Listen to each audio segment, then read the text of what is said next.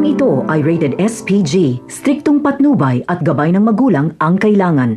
Tagumpay nga ang pang-hold up ni Rigor.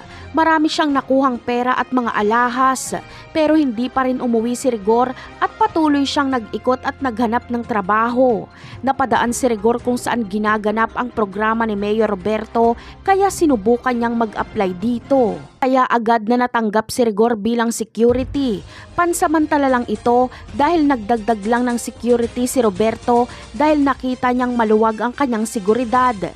Isang araw lang itong trabaho ni Rigor at dito nga ay habang nagsasalita sa harapan si Roberto ay dito na siya pinagbabaril ng assassin ni Olivia.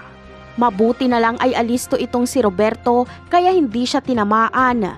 Agad namang bumunot ng baril si Rigor at nakipagbarilan siya sa mga gustong pumatay kay Roberto.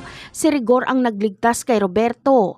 Agad siyang aalisin ni Rigor sa sitwasyon na yon dahil kay Rigor ay buhay si Roberto. Kaya naman, utang ni Mayor Roberto ang kanyang buhay kay Rigor. Kaya magkakaroon na ng permanenteng trabaho si Rigor dahil kukunin siyang personal bodyguard ni Roberto. Talaga nga namang makakabangon pa si Rigor sa pagkalugmok. Sasandal siya sa mga gerero para mapatay si Ramon. Mas lalo siyang magugustuhan ni Roberto kapag malaman niyang personal ang galit ni Rigor kay Ramon. Gusto din kasi ni Roberto na mapatay si Ramon. Napakarami pa nating dapat abangan sa mga susunod na episode. Paalam!